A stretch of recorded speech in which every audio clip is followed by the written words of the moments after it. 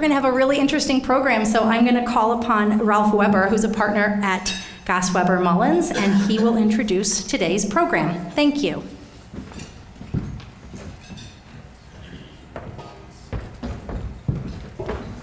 Good afternoon. I'm proud to be here as a Marquette alum, hence the Marquette tie, to introduce a remarkable thought leader. We live in interesting times, and those of us of a certain age can remember back to 1974 when the Ford Mustang II was the car of the year, and you could get your very own four-function calculator for today's equivalent of $500. So back in 1974, our speaker was a student at UW-Madison studying finance. David Krause went from there to get his MBA at Whitewater. He then did doctoral studies at the University of Texas, Austin, and came back to Milwaukee to be an assistant finance professor at Marquette. Moving on from academia, he went into the business world at GE Medical as a financial consultant, spent 16 years as CFO of a company in Elkhorn that was an international precision parts manufacturer, and meanwhile started and ran several other businesses at the same time. So he has more energy than many of us. Marquette it was Marquette's very good fortune that he returned to the Marquette campus in 2004, where Dr. Krause created the Applied Investment Management Program. Now, it's an applied investment management program because they had the courage to entrust students with a portion, several $1 million, of Marquette's endowment.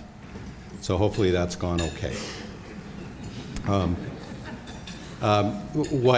Speaking with a former student and his graduate assistant, he raved about Dr. Krause, saying he works so closely with the students and introduces them to his network of financial professionals. So the students not only do pitches on companies in class, he takes them to places like Northwestern Mutual and Northwest Passage Capital Advisors to pitch their ideas to industry professionals. In Marquette's finest tradition of being a person for others, Dr. Krause introduces these students into his network and serves as a career-long mentor. As a result of his great work, he was recognized with the inaugural Brennan Family Master Teacher Award. He's here today because, as I said, we live in interesting times.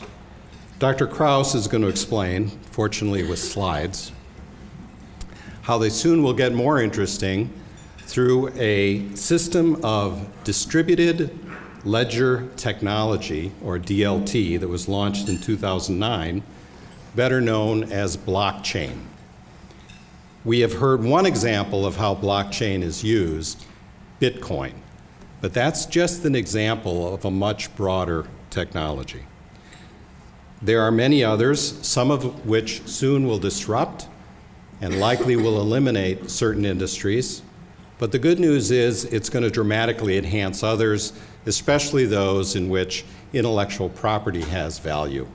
Finally, is going to create a way for intellectual property to be created and paid for by its users. States are beginning to create laws to recognize and regulate blockchain and its use in finance, real estate, supply chain, and healthcare. Arizona, for example, last year passed the first law, or one of the first laws. The federal government hosted an interagency forum on blockchain back in July, and Dr. Krause led the way in Wisconsin, along with Marquette and his colleagues there, in hosting Wisconsin's first conference on blockchain technology last November. So from a four-function calculator in 1974 to global peer-to-peer networks that validate transactions, Dr. Krause is a thought leader in a technology we all need to know about. Among Marquette's vision and slogans are "Be the difference" and "Set the world on fire." Dr. Krause lives that example. So please join me in welcoming to our Rotary, welcome Dr. Krause to our Rotary stage today.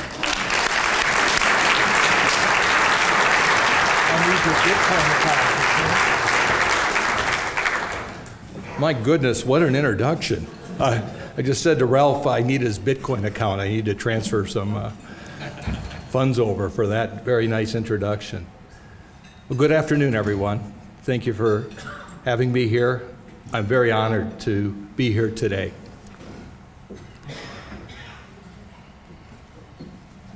I'm not sure if you can see the expression on my students' faces that are sitting in the AIM room here. Now, some of them look a little bored, and today as professors we have to be half entertainers, half lecturers. But I think that look that you're seeing on those students is really one of maybe concern. You see, the students in the room that are part of my program at Marquette are heading into the finance industry. Most will soon be starting their entry-level positions in investment management firms and banks. They're coming to the understanding right now that blockchain and cryptocurrencies are highly disruptive and likely to fundamentally rewrite many business models, impacting some more than others. Two of the students in that picture that you see are actually going to Wall Street. So some of their best laid career plans are likely to change. So that is a look of concern. As banks, other financial services companies begin to add more artificial intelligence, more use of blockchain, there will be disruption. Hopefully for the next few minutes, I'll be able to enlighten you about the new, emerging, and disruptive technology known as blockchain. It's probably fair to say that education is not only needed for business leaders and students, but also for legislators, attorneys, healthcare professionals, and financial advisors who will all be impacted by Bitcoin and cryptocurrencies and blockchain over the next few years. So I hope you find this talk to be of interest. Blockchain and Bitcoin are likely one of the largest collaborative math projects in history. I believe that the technology could affect the global economy, similar to the impact of the internet. Now think about that for a moment. Think of the impact of the internet. This could have similar type of impact on the global economy. I believe blockchain will be a major disruptor. So what are some of the examples of disruptions that we've seen in the past? Certainly I think the printing press would be right there, the steam engine, and probably the automobile. The significance of a disruption can change society and economics. Think of what globalization and outsourcing have done to the Detroit economy over the years. Conversely, think of the benefits that Silicon Valley and Austin, Texas have achieved as a result of the growth of the semiconductor industry. So maybe you've seen this example of the impact of a disruptor before. The picture on the left shows Fifth Avenue in New York in 1900. Notice people and horse-drawn carriages. Just 13 years later, pretty much the same shot of Fifth Avenue. In 1913, you see only horseless carriages, automobiles. Things can happen fairly quickly with disruption. Now, speaking of disruptors, let's fast forward a century to the internet, which has dramatically changed the lives of billions of people around the world. Print media has virtually died. For you punsters, I did that for you, virtually, okay?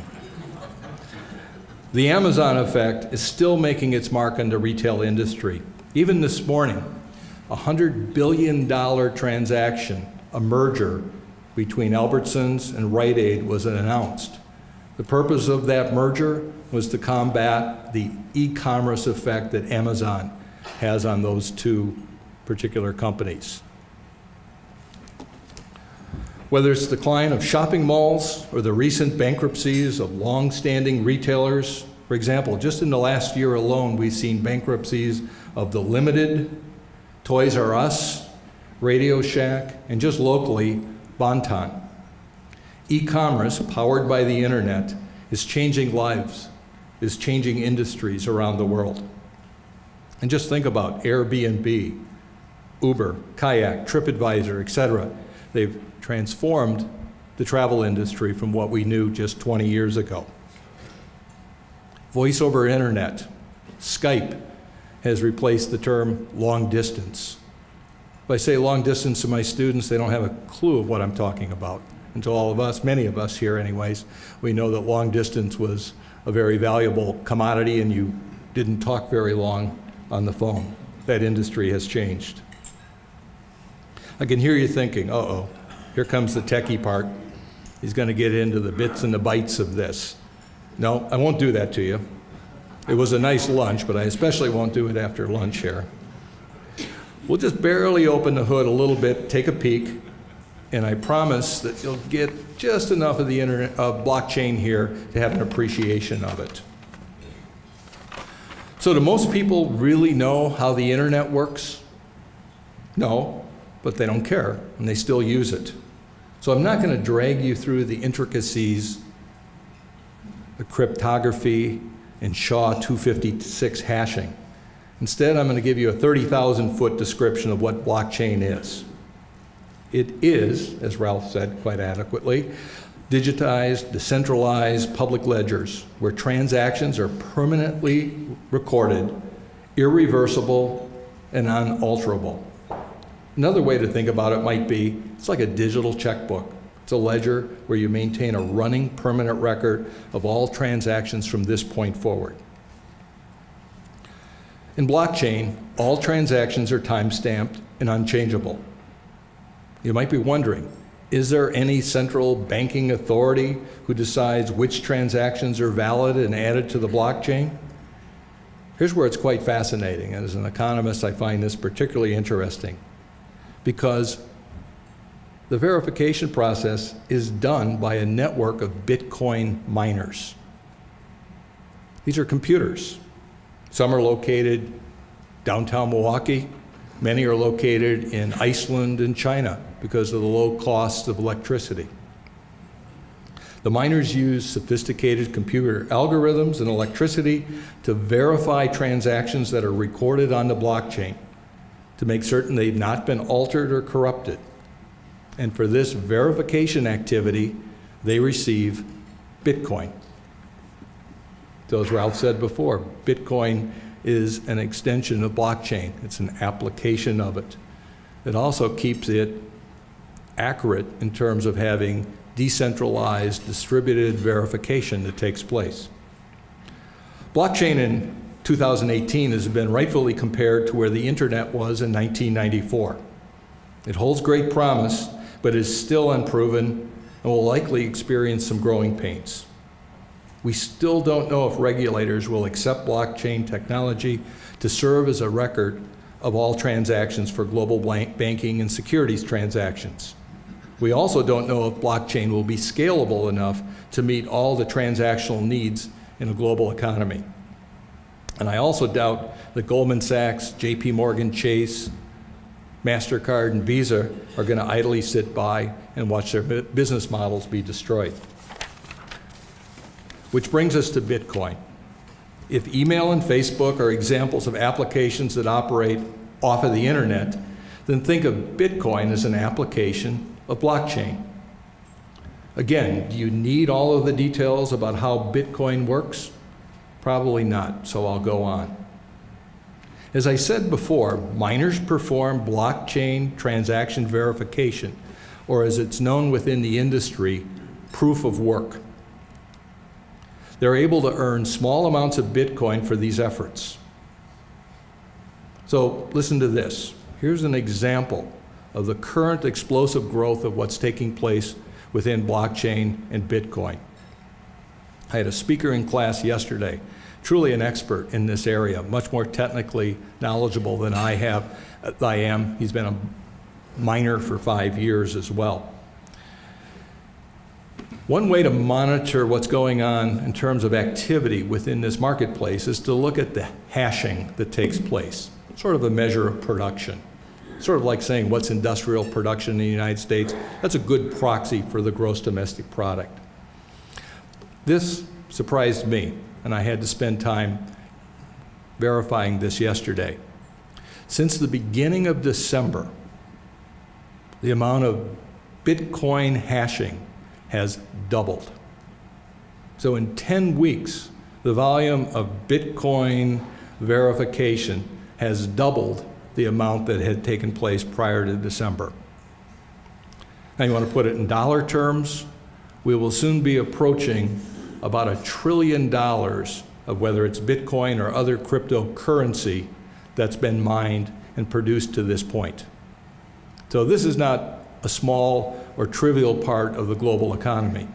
Some of you may have traveled abroad. Some of you may get to other areas of this country where there's more environments that are prone to use new technology, but Bitcoin is commonly used by retailers throughout the world. Japan, the vast majority of retailers use and accept Bitcoin for transactions. It is the digital currency. Now, since November of 2008, which was the release of the famous paper by Satoshi Nakamoto that created this Bitcoin technology, it grew from a novelty to only a few tech geeks knowing about it, to a digital currency that was used to fund drug and gun purchases on the dark web, to today, a more mature platform that's used for legitimate business activity. When did that transition occur? Well, actually, the FBI cracked down on Silk Road, you might remember. That was the online black market on the dark web for nefarious activity. That was in late 2013. That was an important turning point in the evolution of Bitcoin. While there's still debate about the use of Bitcoin for illegal activity, law enforcers are getting much better at monitoring Bitcoin, cryptocurrencies, especially activity that's related to criminal actions and money laundering. For me, the aha moment occurred here, when I understood what peer-to-peer markets were, or what we call P2P. That means that buyers and sellers directly can link to each other, and the need for intermediaries or middlemen was going to be greatly reduced. I knew that for most retailers, the standard credit card fee is 30 cents plus about 2% of the transaction. In a P2P world, using cryptology and Bitcoin, fees for transactions payments will probably drop to about 0.2%. My business and economics background tells me to focus on those industries that are most likely to be impacted by a P2P model. Which industries are most likely to be impacted? Those that earn their livelihood by serving as an intermediary, like banks and the capital markets, the industries that I have experience in. Other industries that require a lot of documentation and are rules-based are also subject to the impact of blockchain. Those would be things like supply chain, law, real estate, accounting, healthcare, and government. These will be most impacted over the next several years by the changes in blockchain. And Dean Till, higher education will be impacted as well. We'll be able to maybe get paid for some of those online courses rather than other people just downloading it for free, right? Why'd you put my dean in the front row, okay? Ralph, you mentioned your daughter's an artist, musician, right? Grace. So I have an example here for you to use. The music industry is likely to be an industry that's going to be impacted. The internet and MP3 technology was great for many people because they didn't have to pay for music anymore. They could just rip it off from their friends or download it illegally using Napster. Musicians lost revenues, album sales and CDs plummeted, and legitimate streaming services like iTunes and Spotify pay extremely low royalties.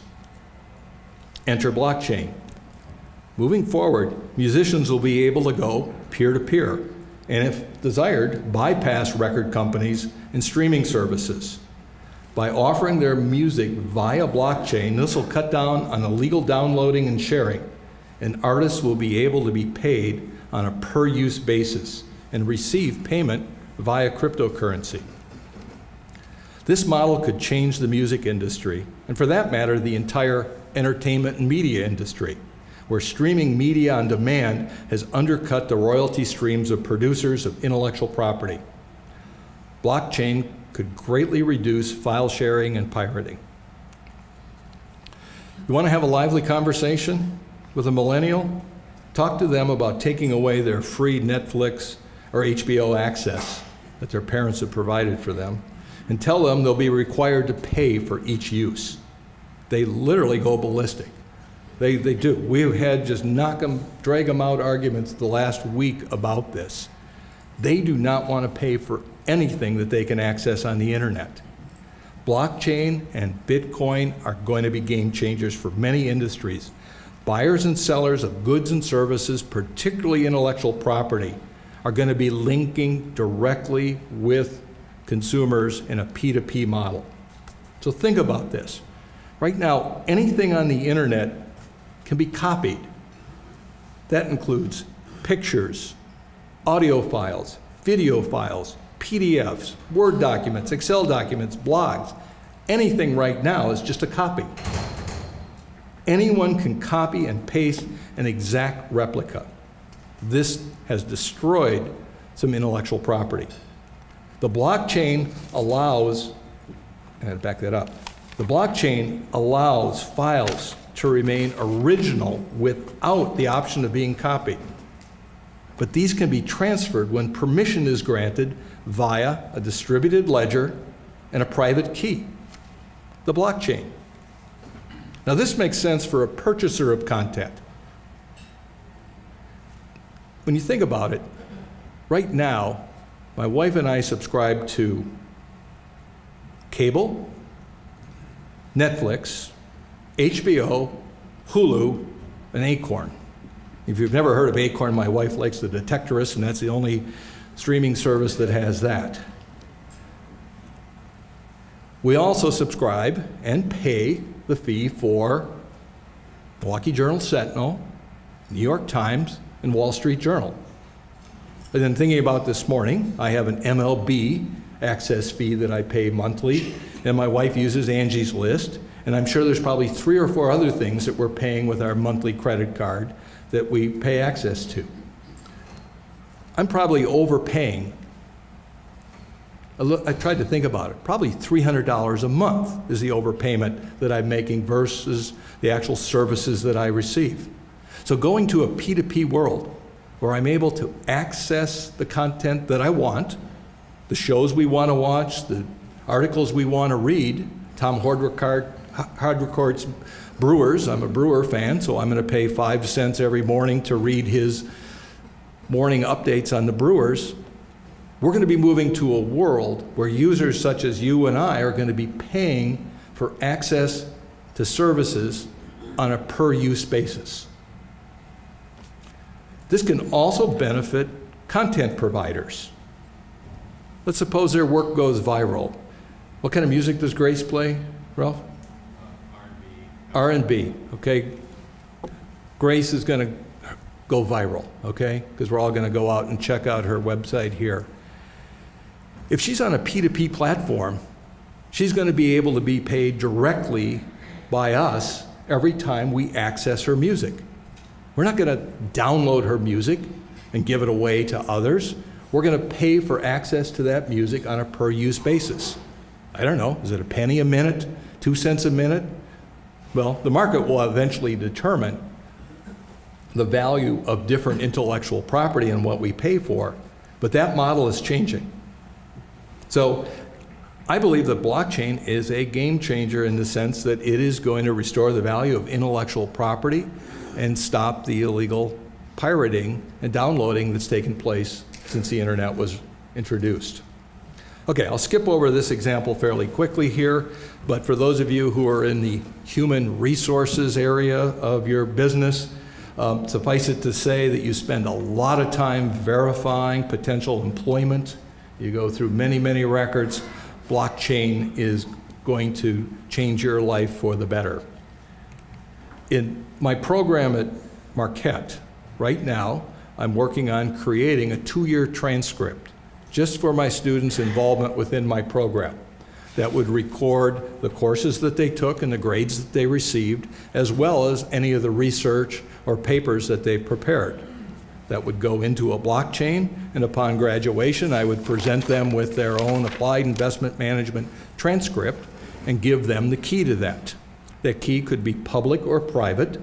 They could put it onto their resume. It would look just like a URL, and anyone could click on that. And if they provide them with the key, they could then see the student's complete transcript with regard to their involvement in my program. Again, which industries are likely to be disrupted? Those that are heavy on record keeping and compliance. Therefore, remember the concerned faces of my students in that opening slide? The financial services industry will be one that is most ripe for major disruption. I had a speaker in the classroom last week, a local gentleman, who talked about how his firm is using blockchain with many of the banks already to document the entire loan portfolio, the entire loan documentation package for a new loan. He also has an artificial intelligence, an AI interface that within a minute can take the material that's contained within those documents and run it through a credit model to evaluate whether or not the loan should be accepted or not. So that technology is not something I'm talking about being available in the future. That technology is being used today, particularly for any of you that might be submitting a loan package to one of our major institutions within the next couple of months. What could hold back progress? Probably of all those things listed on this slide, I think government regulation is likely to be the key. I work with cybersecurity experts, and they see the value of blockchain and support its future development. I'm not worried about the scaling issue as we continue to see vast improvements in processing speeds and storage capabilities. And with quantum computing just around the corner, I do not see technology holding back the growth of blockchain and digital currencies. What's the future? Well, it won't be a straight line. Just look at the volatility of the price of Bitcoin over the past several months. However, like the internet in the mid-1990s, blockchain and cryptocurrencies will mature and they'll become a part of the fabric of business and society. So I hope I've introduced you today to this new, disruptive, and very interesting new technology, blockchain. I appreciate the opportunity to be here, and I look forward to answering, the best of my ability, any questions that you might have. Thank you.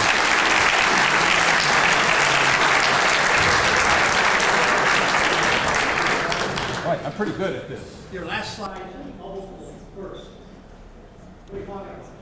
All right, the question was, that last slide I had said bubbles will burst. Ooh, if I only knew what bubbles were going to burst, I'd be short on those, wouldn't I? There's going to be volatility. There are still examples where the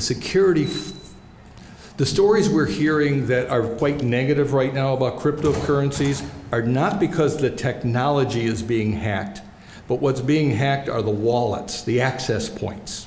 So I'll do my best to try to give you an example here. The bad guys aren't getting into the safety deposit boxes. The people who are handling the keys are sloppy and allowing people to get access to the safety deposit boxes.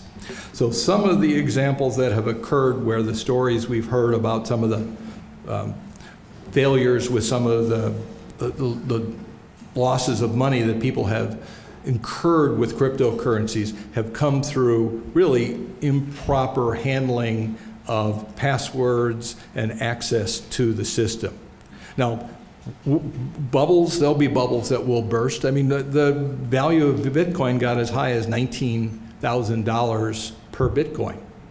Then it dropped during this last 2-week period when the financial markets also dropped very substantially, went down to 6,000. I saw just the other day it's back to 11. Now, I'm giving you more than you bargained for here, but this expert who was in my classroom yesterday, who's a miner, I asked him what the production cost was, because that's what matters. I don't care about the speculative price. I care about, if I wanted to go in business here and hire some programmers and buy some computers and spend kilowatt hours through Wisconsin Energy here to mine Bitcoin, what's it going to cost me? And he said about $8,000 per Bitcoin. So when you hear that the price is $9,000 or $10,000 or $11,000, there is a production cost involved in this. We don't get too upset at the gas station if the price of oil is $40 a barrel. We need a gallon of gas and we're going to go. So at this point, I think that market will stabilize and it'll become much more like any other asset or commodity that we have, and it'll be based upon the laws of supply and demand and production costs. So you got more than you bargained for, but it got me going. There was a hand over here. Yes, ma'am. I think it answered some of the question I had. How does it convert to something that we tangibly hold? Yeah, I wish I could. It is a very valid. There was the North Koreans that did that. What was that called? That was like 6 months ago, where they took. What was it called? What was it called? Ransomware. I mean, and there was actually, just like we named storms now, they named that particular incident. And that was a situation where through sloppy handling of technology within certain businesses, because people didn't update their software and there were hackers able to get into company-wide networks, they held those networks up for ransom and threatened to destroy those. And in turn, they demanded that ransom be paid through some cryptocurrency. I don't know if it was Bitcoin or not, but one of the 1,000 other currencies. So there again, that was not necessarily a breakdown of blockchain technology. That was actually some companies that didn't upgrade their Windows network properly and allowed hackers to get in and take over the network. So there's an example of it being used as ransom. Good point. Now, I didn't read that article, and because energy comes out of the ground in Iceland, I mean, it's just like Yellowstone or New Zealand, where thermal energy comes out of the ground. I don't know how, and I'm not debating you, sir, I don't know how Iceland runs out of energy, because that is... 100% will be used for Bitcoin at the growth rate is what they're Yeah. I don't have the answer. I do think that technology will, with quantum computing coming along, where the power of processors is going to grow by 1 million, I do think that technology will get to the point where we can process this faster with the same amount of energy. So I think there will be a solution to that. Now, I should get people in the back. Ma'am? Okay, the question was, we hear a lot about Bitcoin, the capital B Bitcoin. There's actually 2 versions of Bitcoin because there was a fork done last summer, but don't get me talking about that because then I'm out of my area of expertise. But there are public blockchains and there are private blockchains. Many of you will be exposed to a private blockchain probably likely within the next couple of years. Dean Till, Marquette could very likely create a private blockchain for all of our documents to move and to handle issues with faculty and students. There could be a token or a coin created for that, but that would be contained within a private blockchain and most people would not have access to it. So some of the many cryptocurrencies that you hear about, we really don't have access to because they're inside of private blockchains. Now there are public blockchains that issue coins or tokens.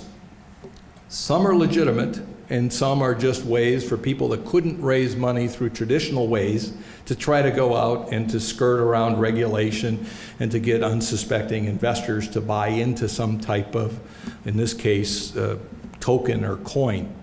There are legitimate ones out there that give you access to technology.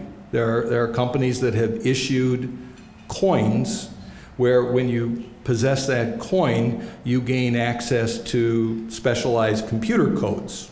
And if you're Google or Microsoft and you're developing certain applications and there's some very valuable source code that you'd love to be able to access, that's one way to do it without buying up the company. It's sort of a way to buy technology.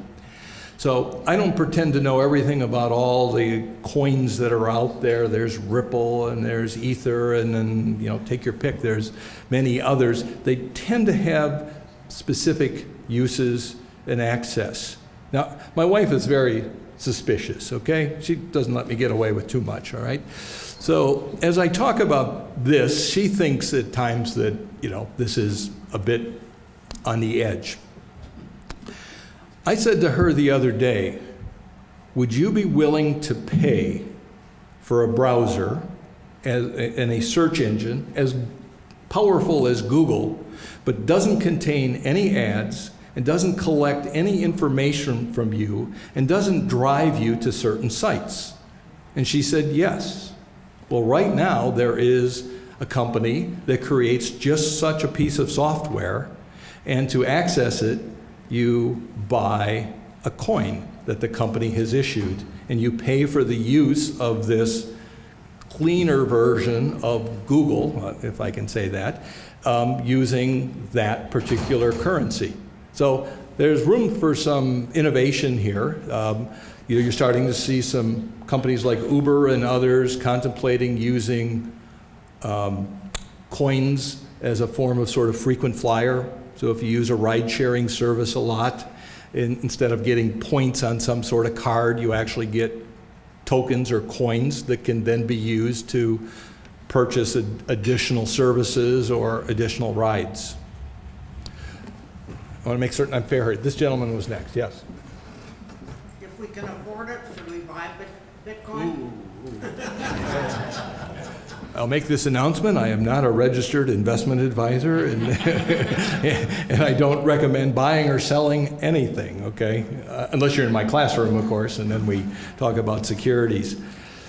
It's a brave world out there. I want the regulators to catch up with this. I don't want them to hold back the progress here. But at the same time, I don't want them to just completely ignore that there are some operators that cannot raise money through what I'll call legitimate means, friends, families, bank loans, venture capital, and they're going into this marketplace in an attempt to raise money from unsuspecting, unregulated investors. So at this time, I like a good old-fashioned mutual fund, okay? What backs the value of Bitcoin? The dollar used to be backed by gold, now it's the fifth biggest credit in the United States. What backs the value of Bitcoin? Yeah, well, the value of anything is based upon supply and demand. I mean, I don't mean to cop out with that answer, but quite frankly, there is a limited amount of Bitcoin, the big B Bitcoin, that's likely to be issued. And the demand for this is going to be driven by the more retailers and other companies that begin to utilize it. There is a production cost, so I don't think the price of Bitcoin will drop below a certain level. The same way that oil is not likely to drop below a certain level of what it costs to extract it out of the ground from Saudi Arabia. Yeah, I'm working with people in academia, researchers, to determine if there is a production value to it, and then what premium would be added to that based upon supply and demand. I mean, if you go onto an exchange, Bitcoin is quoted in yen, it's quoted in euro, it's quoted in franc and pounds and dollars. And so, the value of Bitcoin does fluctuate. I don't want to get too deep into what some hedge funds are doing right now, but the price of Bitcoin in, say, London versus Hong Kong versus New York might allow for an arbitrage opportunity. So we're starting to get some efficiencies in those markets because we have large international players going into the market to make certain that valuations are in balance, at least that people don't make free money. One more or not? That was the last one, or one more? You've been patient. Yeah, very good. The question is about, this is anonymous. What does the IRS think about this? Maybe what does the FBI think about this? I mean, it is anonymous until the point that the IRS asks you to prove your expenses, and they're going to want access to your records. It is treated right now as any other asset.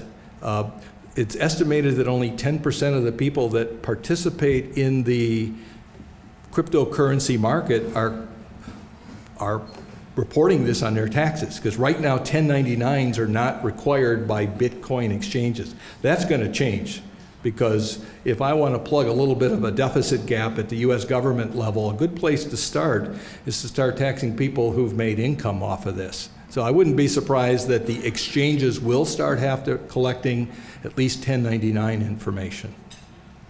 All right, thank you very much.